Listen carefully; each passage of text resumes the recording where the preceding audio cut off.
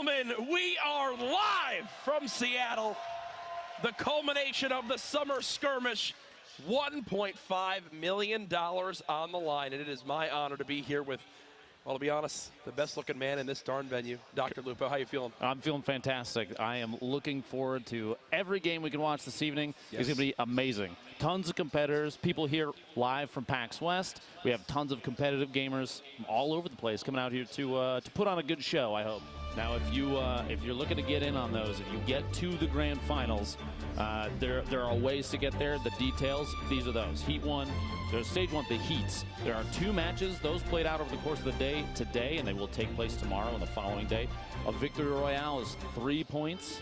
Second and third place is 2 points, and 4th through 10th is 1 point. On top of that, you get points from elims, Jack. Yes, and this is what everyone played earlier today to get to this point. Now, for the qualifiers itself, we'll play 6 matches here tonight. Same point breakdown. Ben, you mentioned elims count 2.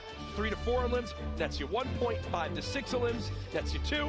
7 plus is plus 3. And then again, same rule set on Monday for the finals, where we will crown our winner.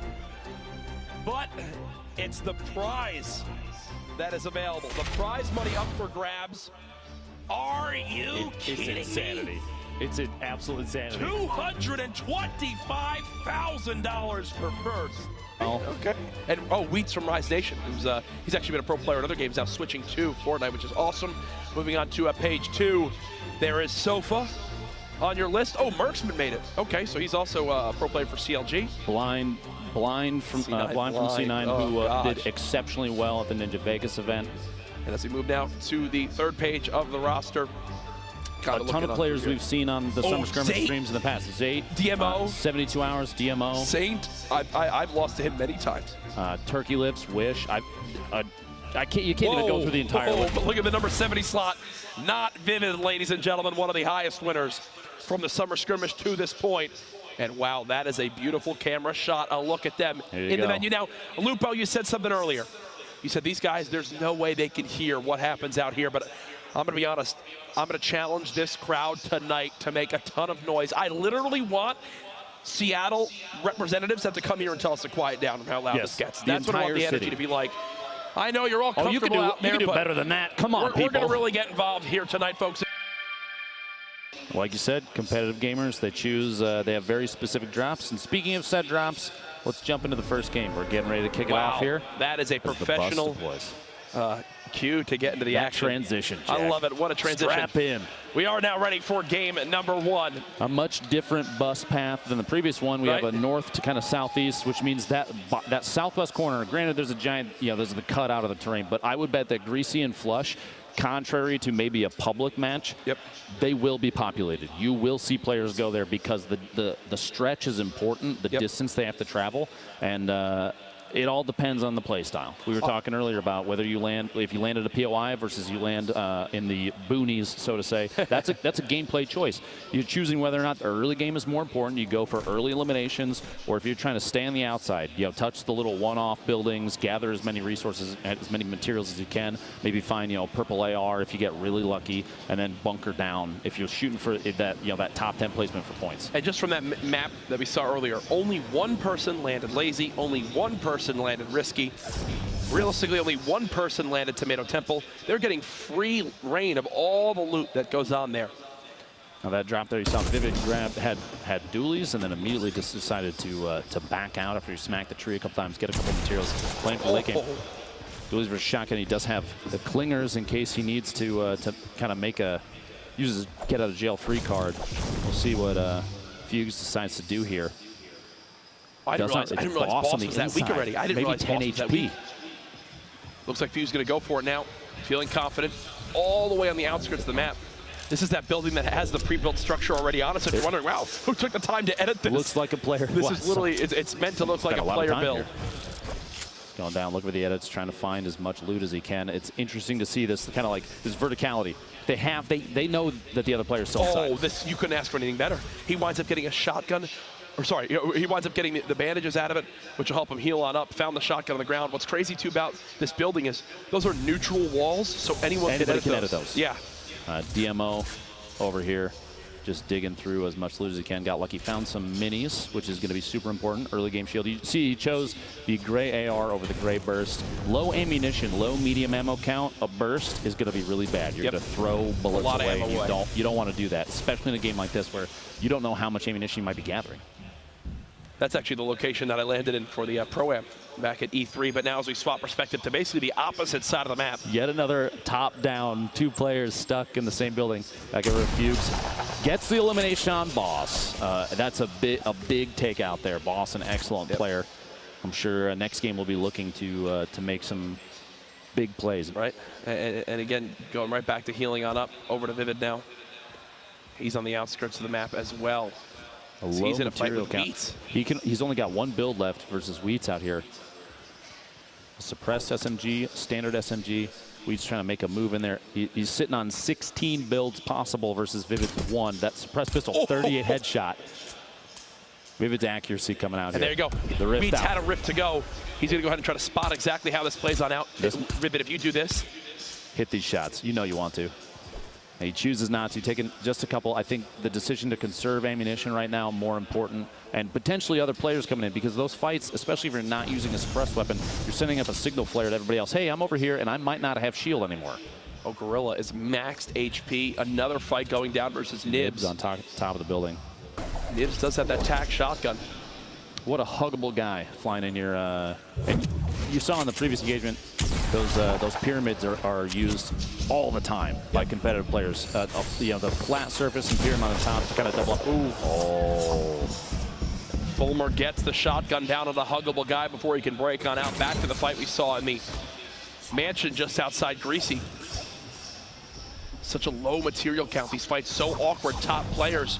I mean, you almost feel naked in this game when you don't have over, what, 600, 700 material in your inventory? You'll notice, too, right here, Nibs is even mid-engagement, swapping to the pickaxe.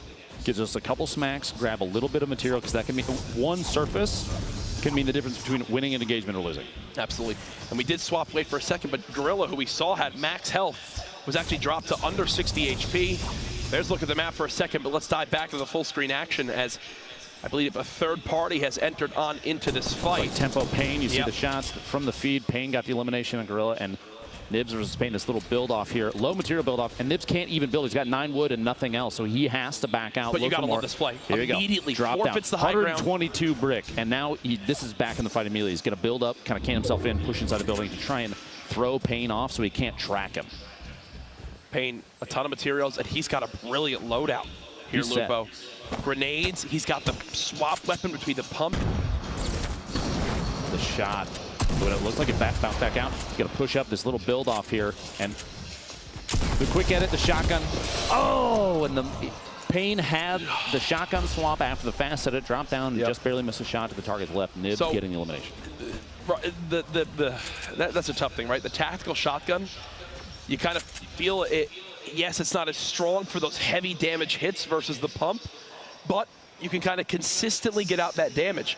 On the other hand, there for Payne, he uses that pump, and when he misses, the first tack hits from his opponent, he immediately goes, oh, all advantage I had is now gone. Big mistake. He tries to swap. At that point, there's already been 2 more tack shots fired, and it ends shortly after. Hysteria at an awkward position here. He's low on materials. He can build up a little bit, but his base is falling. He's going to try and build the counter, and it's not enough. The fall damage is too much. Nibs gets the elimination on Hysteria. Here's some Vivid earlier on. Vivid, yeah. Swap on over to him, gets an engagement. There's the quick cleanup on the Diggy, and look at the loot there. Vivid, who we saw just had a silenced pistol earlier on with just 73 HP, now has some shields, has a limb. He's got some great weweaponry as well. The big thing, though, is the ammo. The big thing is the ammo. Sitting very low. Pretty much everything except for the shotgun is not. You're not going to be able to reload those, and that means that he has to make really confident, intelligent choices on engagements. So real quick for everybody at home, 5 players with 2 limbs so far on the verge of earning themselves a point.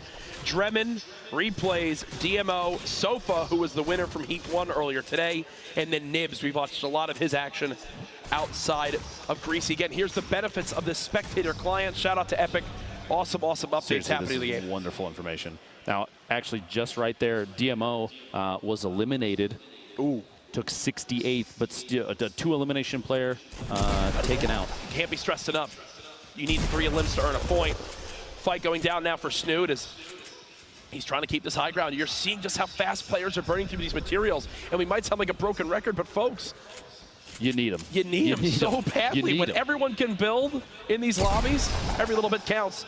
The zone now pushing on it as well. The shotgun engagement whiffs that shot as well. He's trying to get. He doesn't want to have to run away. He wants to clean up this player, secure the loot, and then go and not have to worry about his pitch. He's at 2 eliminations already. He knows if he gets this, that is a point secured for this round. This could be our first point of anyone here in the qualifiers tonight. So much shield. He's dropped down to 25 health. Snood needs his elimination for 1 point. And again, every point matters.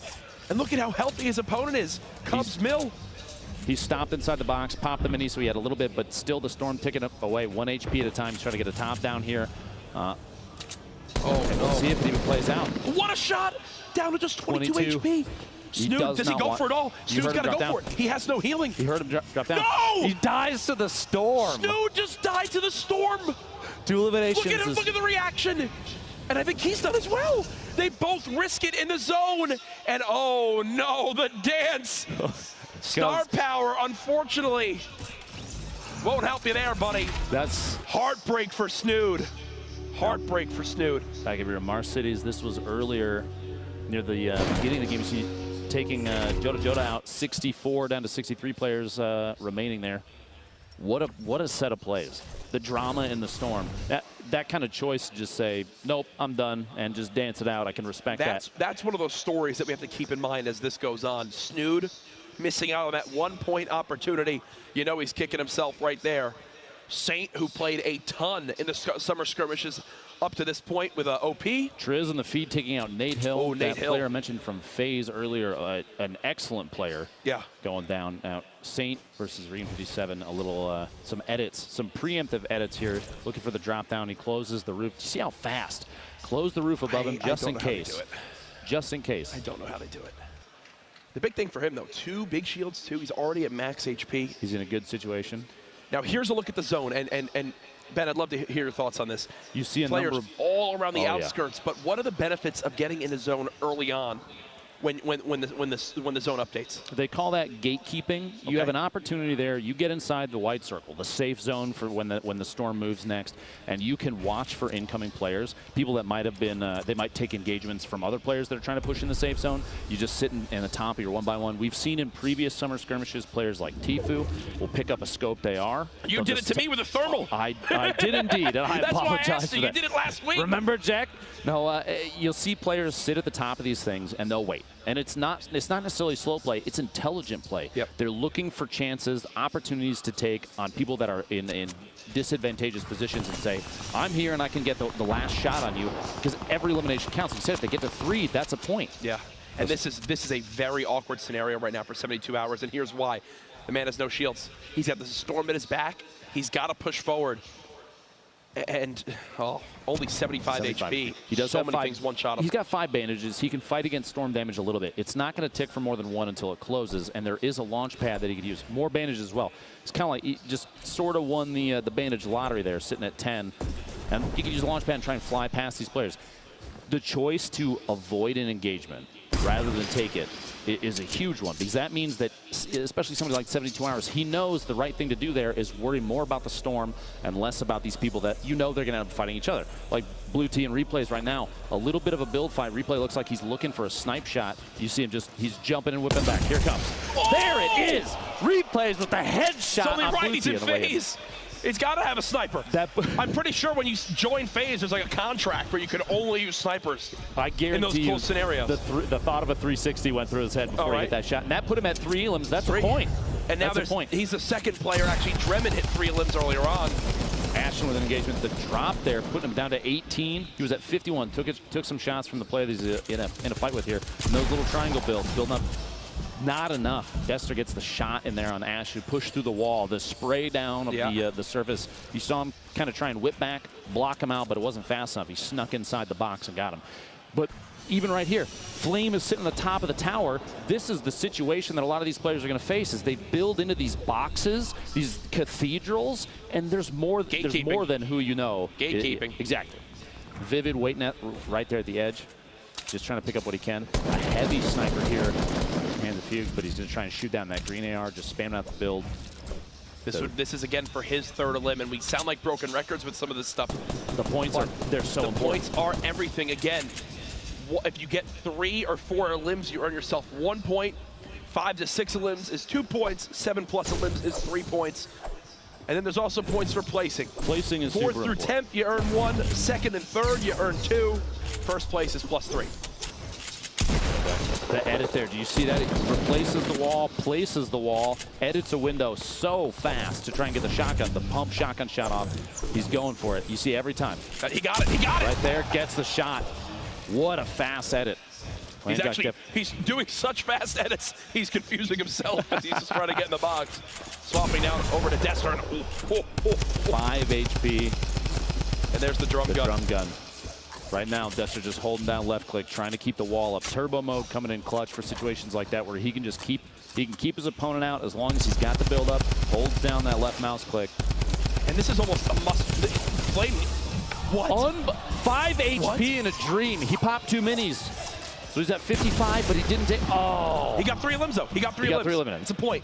Turkey Lips coming in third partying, basically a melee combat third party to try and get the last elimination. And third partying is something that we talk about so much. If you watched any of the summer skirmishes up to this point, I'm sure you've heard the commentators talk about it. Why is third partying everything in these bets? So you have 2 players like this right here, 72 versus his opponent right now. There could be a, we'll say, third party that can come in and somebody that knows that there's a fight going on. Assuming they're weak, damage. Exactly. Get a free kill. And say, this elimination is mine as well. You see on your screen, 6 players right now. Even though Replays and Dester are both eliminated already, 6 players already have 1 point from this first game of 6 for this evening's qualifiers, which is huge. Yep. You're going to see a lot of players play safe, especially the ones now that have that point obtained already, because it's just a smart play. TB Fulmer actually just moved up there as well. 36 players remaining as we move in towards our next zone. This was Turkey Lips earlier on. I think this is when he saw that, push. That free little elim as he went for it here. Quick break, and then hello.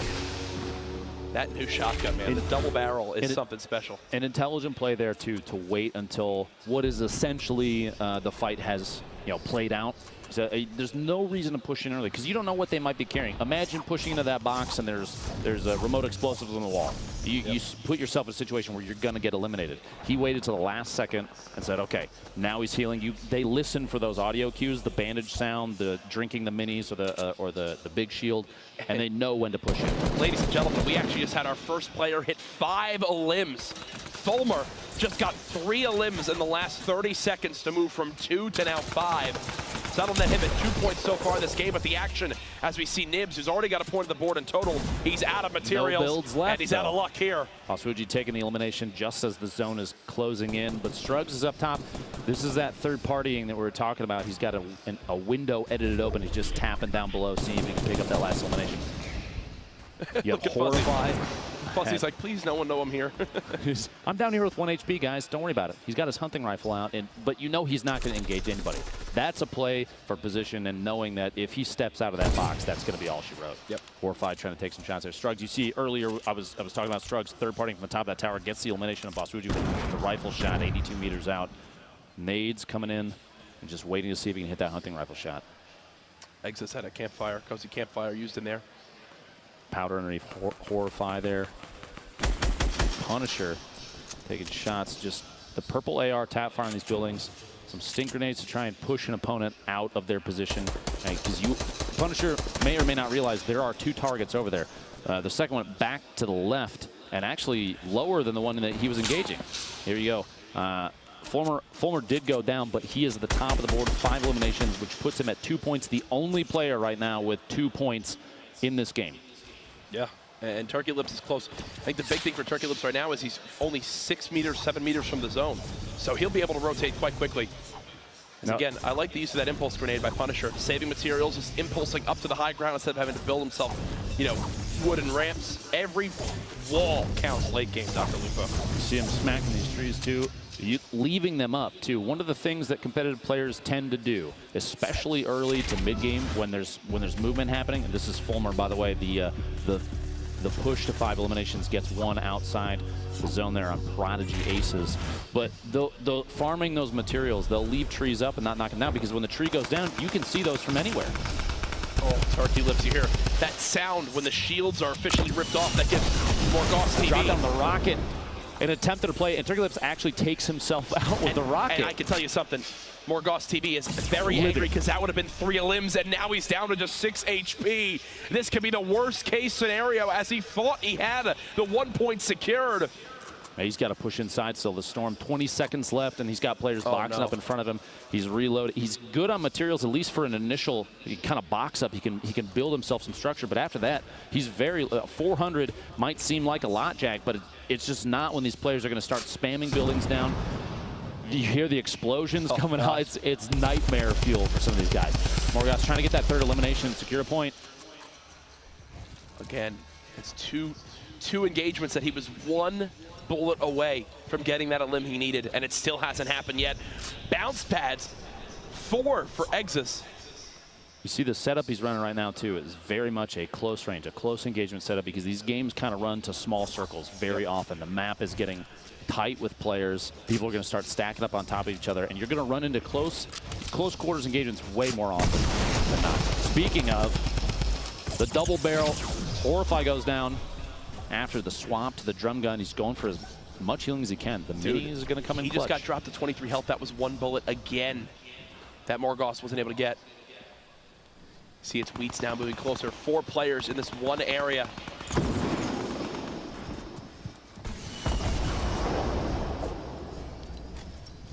Just continue to shield on up, only 73 health. Looking for that perfect third party, engagement. Doesn't want to get a straight up 1v1, especially with this little HP. Now they've got to start making moves quick too, because you see there's 21 players left and 20 seconds before. This is the first time the Storm is going to move in this first game. Finishing a challenge there. Well done, Morgoth.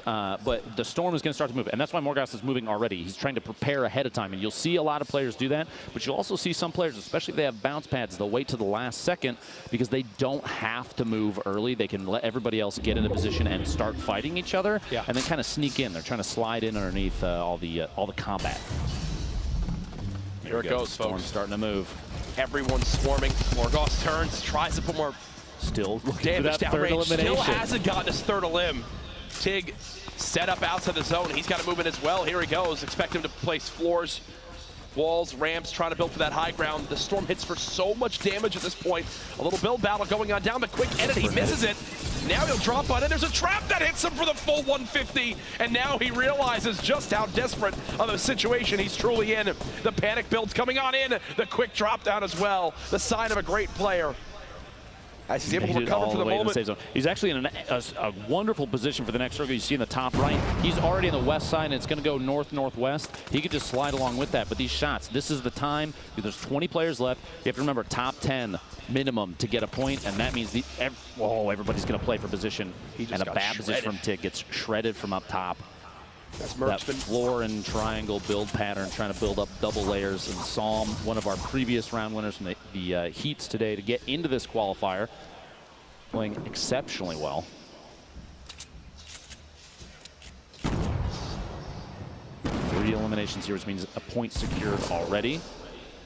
15 seconds till the Storm moves, Jack. What's your play? Oh, my play is get as close to the next zone as possible. I don't like to play for the high ground, which is probably the wrong thing in general. I typically play the low ground in these scenarios, as it looks like 2 players now fighting for the high ground at the moment. Alpha Ammo, the bounce pad, brilliant stuff. He tries to shoot down the structure and only gets tagged for 15, so... Oh gosh. He's stuck against a bounce pad under the stairs. That sums up my life. He's in a box. If he can't make it out of there, the Storm is gonna eat him. He can't get out, it's still going off. You see the top of it, he's still bouncing. No! Oh my gosh. And that's the last time Posey ever used a bounce pad. Everyone now swarming on in. You can see just how hectic this is. The high ground right now looks like Sean has it, but there's 72 hours on the right side of your screen with just 100 HP. Wheats on the bottom left down to just 1 health. He's every still man for himself at the moment, and here comes the remote explosives dropping him on down. A damage tag there. I can hear the crowd behind us getting into this, folks. 13 left. No elim yet. He's still looking for his second one. 13 left. 3 more players go down, and everyone that's remaining at that point gets at least 1 point. And remember, folks, we are live all weekend with this action from PAX, the final week of the summer skirmish. These players across tonight looking to qualify for Monday's $1.5 million. That'll be up for grabs. Sofa goes down up top. The elimination happens for Alpha Ammo. He still needs one more to earn himself that point for limbs. The next player that dies will just be right on the cusp of earning the 1 point for the top 10. Everyone knows it. They want this free point. Who will be the one to drop and just barely miss out? See the push. There's actually a player right above. Goes down. That's 8 remaining. A quick shift in player count as the circle is moving, and that's pretty common in these late zones. Sean's got the high ground, 72 hours. One of the more notable players left in this lobby. Sam, who won that Heat 2 earlier on, still alive. Alpha all the way up top, and how has more Gauss TV stayed alive? He's had that much HP from 3 zones ago. As soon as you say it goes down the shotgun, I think you might have jinxed He just got a limb. Oops. My bad. Apparently Sean was taken, but Sean was taken is still here all the way up top. He's got a top-down view. 0 eliminations, but it doesn't matter. He's playing for late game, and Structure going down. Oh, no! Just barely misses out. That is 3 eliminations here. Okay. That gives him a point. 1 minimum plus. Now, top 3 is +2. So he's got 2 points right now. If he can make it to third, 2 more players go down, that secures him at least 1 more point. Yeah. He's got a campfire. He's out of abilities, ways to heal his HP, but he does have 6 minis in case he gets into a fight. He's popping the campfire right now to try and push himself up as much HP as possible in case an engagement happens, especially right now where he's up top. You were saying earlier, the top being a really advantageous position, but it's not always the best. Not always the best, especially when one of the best players in the game, 72 hours, is still live on the low ground and knows exactly how to play this scenario. Folks, we are down to our top 4. Here's 72 hours. Vulturing from the floor. He's placing traps. And guess what? He's basically saying, come on down, folks. Fall on in, because I've got traps everywhere. One just went off and didn't get him a limb. He's already got 1 point himself. The zone closing on in. This is it, folks. Who will come out on top? Remember, top 3 is +2 points. The trap's still coming on down. You see, he's timing his heal until right when the zone closes. He waited until he could use that last bandage in. Here we go. Everyone trying to heal. Who's going to stay alive? Alpha pushing down. He's using the drum gun, trying to get in. Gets elimination. Uses a bandage. Not going to be enough. Alpha dropped. Strugs wins! Strugs wins! Strugs wins in the final moments with just 20 HP, trying to heal on up. As you saw, everyone was basically on top of each other. It's a heal fight, but in the end, Strugs with what? He only had 1 limb, but a victory will earn him +3 points. Down to the wire, it went there, and here's the final moments again. He had 0 build left. All it was, you hear the spam clicking, just use the bandages, and you can hear the shots. At this point, though, Strugs' mind is basically thinking, I'm either going to get a heal off, or I'm going to go down. Look. He doesn't even rush. 5 HP remaining. Even he didn't believe it. There you go, my friend. Congratulations on the victory royale there. The heals at the end. One of the toughest moments at #1. There you go.